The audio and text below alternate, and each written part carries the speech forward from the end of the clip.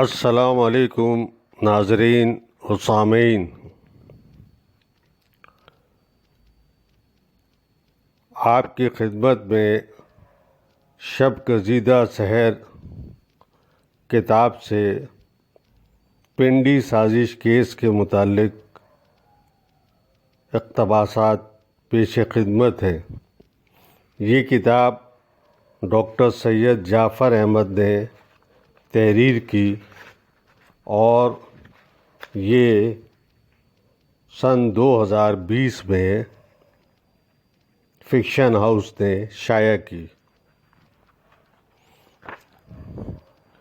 اس کتاب میں تحریر کرتے ہیں ایوب خان کی بری فوج کی سربراہی کے منصب پر فائز ہونے کے 2 ماہ بعد یعنی مارچ 1951 میں مشہور زمانہ پنڈی سازش کیس سامنے آیا۔ اس کیس کے حوالے سے بیان کردہ تفصیلات کے مطابق چند فوجی افسروں نے، جن کی قیادت chief of general staff major general Akbar Khan کر رہے تھے، اپنی خفیہ میٹنگوں میں حکومت وقت کی پالیسیوں پر بدظنی کا اظہار کرتے ہوئے ایک فوجی انقلاب کے ذریعے تبدیلی لانے کا منصوبہ بنایا تھا۔ اس سازش میں پاکستان کی کمیونسٹ پارٹی کو بھی ملوث بتایا گیا۔ مبینہ سازش کے منظر عام پر آنے کے بعد اس میں ملوث افراد کو گرفتار کر لیا گیا۔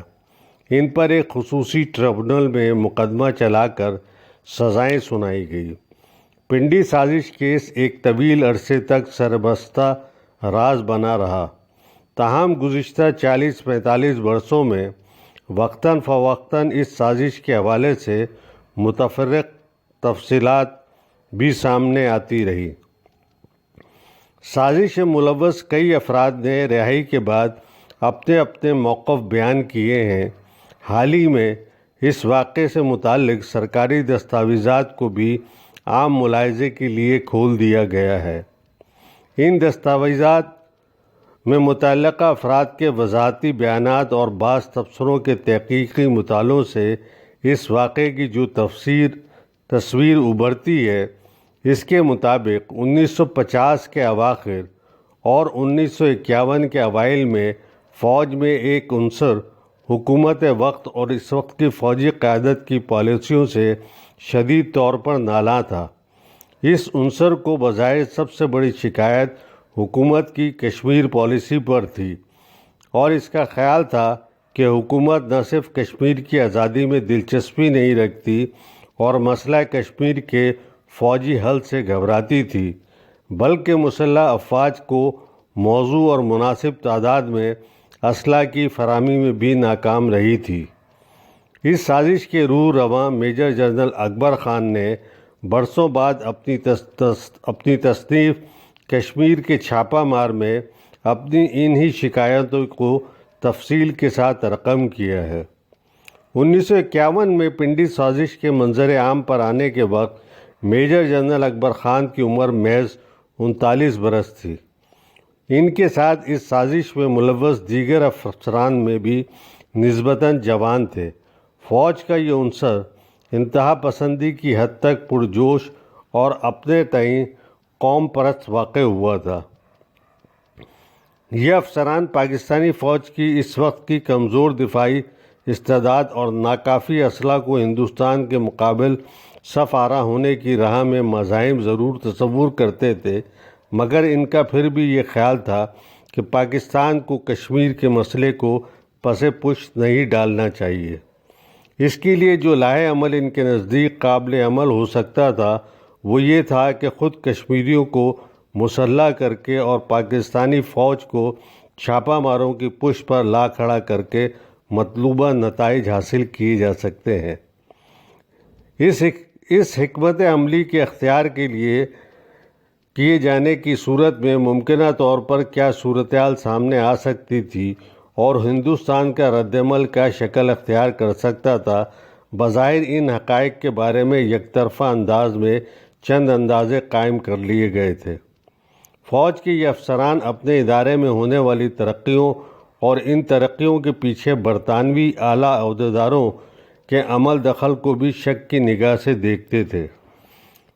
وہ فوج کے قومی تشخص کو نمایاں ہوتا دیکھنا چاہتے تھے، جبکہ ان کے خیال میں حکومت کی مغرب نواز پالیسیاں اور فوج میں انگریز عہدیداروں کی جانب سے کیے گئے فیصلے اس مطلوبہ قومی تشخص کی راہ میں مزاحم تھے۔ فوج کے اس جذباتی اور پرجوش افسران کے گروپ نے ابتدائی باہمی ملاقاتوں اور بات چیت کے بعد بعض سویلین افراد کو بھی اعتماد میں لیا اور اپنی آخری ایک آدھ میٹنگ میں کمیونسٹ پارٹی سے وابستہ ایک سرکردہ افراد کو بھی شامل ہونے کی دعوت دی۔ کمیونسٹ پارٹی کے سیکریٹری جنرل سجاد ظہیر ان افراد میں شامل تھے۔ بعد میں کمیونسٹ پارٹی سے وابستہ افراد نے یہ موقف اختیار کیا کہ ان کو بالکل آخری میٹنگ میں بلایا گیا تھا اور وہاں بھی وہ منصوبے کے خد و خال سننے کے بعد اس کے بارے میں اپنے تحفظات کے پیش نظر کسی قسم کی یقین دہانی کرائے بغیر واپس آ گئے تھے۔ سید سبط حسن، جو اس وقت کمیونسٹ پارٹی کے پولٹ بیورو میں شامل تھے، کا کہنا تھا کہ پولٹ بیورو میں جب پارٹی کے سیکریٹری جنرل سجاد ظہیر نے فوجی افسروں کی منصوبوں کا ذکر کیا تو پولٹ بیورو نے اس منصوبے کے مقاصد کو غیر واضح اور افسروں کو مہم جو تصور کیا۔ پارٹی نے واضح فیصلہ کیا کہ وہ اس منصوبے کے ساتھ نہیں دے گی۔ ساتھ ہی سجاد ظہیر سے کہا گیا کہ وہ راولپنڈی جا کر متعلقہ افسران کو پارٹی کے فیصلے سے آگاہ کر دیں۔ پنڈی سازش کے کئی پہلو دلچسپ اور قابل غور ہیں۔ پہلی بات تو یہ کہ اس سازش میں ملوث افسران اور نوجوان جذباتی تو تھے ہی، ان کے اپنے منصوبے میں سنجیدگی بھی محل نظر تھی۔ ان کی سنجیدگی کا اندازہ اس بات سے لگایا جا سکتا ہے کہ بظاہر وہ حکومت کا تختہ الٹ کر انقلاب لانے کا منصوبہ بنا رہے تھے، مگر اس کے لیے کئی مہینوں تک ان کی میٹنگیں ہی چلتی رہیں۔ ان میٹنگوں میں جو اکثر چائے اور دیگر مشروبات کی پارٹیوں کی شکل میں ہوتی، منصوبے کی تفصیلات پر بحث مباحثہ ہوتا۔ ان نشستوں میں مختلف انواع کے افراد کی شرکت کو دعوت دی جاتی۔ سوال یہ ہے کہ ایک سازش کرنے والا کیا اتنے سادے لوگ تھے کہ انہیں علم ہی نہ تھا کہ ان کی خفیہ سرگرمیاں پکڑی بھی جا سکتی ہیں، اور کیا متعلقہ ادارے بھی ان سرگرمیوں سے بے خبر ہی تھے اور انہیں ان کی اطلاع اس وقت ہوئی جب ایک افسر نے یہ راز اگل دیا؟ یہ بات بھی قابل غور ہے کہ ایک دو معروف کمیونسٹوں کو اس قدر بعد میں کیوں دعوت دی گئی، اور یہ بھی کیا اتفاق ہے کہ ان کمیونسٹوں کی بالکل آخر کی ایک آدھ نشست میں شرکت کے فوراً بعد یہ سازش بے نقاب کر دی گئی۔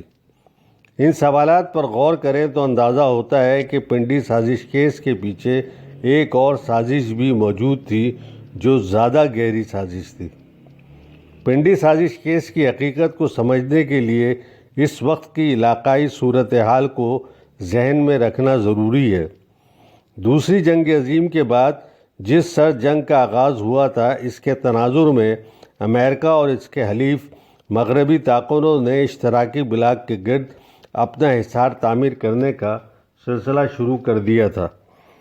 مشرق وسطی اور ایران میں قوم پرستانہ رجحانات کے ابھرنے کو امریکہ اور مغربی بلاک اپنے مفادات کے منافی تصور کرتا تھا، کیونکہ قوم پرست قوتوں کا ہدف اپنے علاقوں سے استعماری، اقتصادی اور سیاسی مفادات کی بیخ کنی اور قومی وسائل کی بازیافت تھا۔ پاکستان اپنے قیام کے وقت سے ہندوستان کے ساتھ آویزش اور مسئلہ کشمیر کی وجہ سے وجود میں آنے والے عدم استحکام کے پیش نظر اسلحہ کی تلاش میں مغربی ممالک سے رجوع کر چکا تھا۔ مئی 1950 میں وزیر اعظم لیاقت علی خان امریکہ کا دورہ کر چکے تھے، جہاں انہوں نے امریکی قیادت سے اقتصادی اور فوجی امداد کی اپیلیں کی تھیں اور اس کے عوض علاقے میں امریکی عسکری مفادات کے تحفظ کے لیے اپنے تعاون کی پیشکش بھی کی تھی، مگر امریکہ اور مغربی بلاک کو مسئلہ کشمیر حل کروانے میں کوئی دلچسپی نہیں تھی، لہذا انہوں نے پاکستان کو اسلحہ کی فروخت میں کسی فوری دلچسپی کا مظاہرہ نہیں کیا۔ البتہ جب مغربی بلاک کو مشرقی وسطی میں قوم پرستی کے ابھرتے ہوئے رجحان کی شدت کا اندازہ ہوا اور ساتھ ہی کمیونسٹ بلاک کے گرد حصار کی تعمیر کی حکمت عملی حتمی شکل اختیار کرنے لگی تو مغربی دارالحکومتوں میں پہلی مرتبہ پاکستان کی اہمیت محسوس کی جانے لگی۔ لیکن مغربی بلاک پاکستان کو اسلحہ کی سپلائی شروع کرنے سے قبل اس بات کا یقین کر لینا چاہتا تھا کہ یہ اسلحہ غلط ہاتھوں میں نہ پہنچ جائے۔ ان غلط ہاتھوں سے اس کی مراد قوم پرست اور سماجی انقلاب کے لیے کوشاں عناصر ہی تھے۔ خاص طور سے ان کو ممکنہ طور پر فوج میں موجود کسی قوم پرست عنصر کی موجودگی کی فکر دامن گیر تھی۔ جنرل اکبر اور ان کے ساتھی بظاہر کسی خاص احتیاط کو پیش نظر رکھے بغیر اپنے خیالات کا اظہار کرتے رہتے تھے اور ان خیالات سے فوج کی اس وقت کی انگریز قیادت ناواقف بھی نہیں تھی۔ چنانچہ جب جنرل گریسی کی جگہ ایوب خان کا تقرر ہوا تو اول الذکر نے اپنے جانشین کو اس صورتحال کے بارے میں بریف کیا۔ ایوب خان اپنی تصنیف میں اس واقعہ کا ذکر کرتے ہوئے لکھتے ہیں، 17 جنوری 1951 کو میں نے کمانڈر ان چیف کا عہدہ سنبھالا۔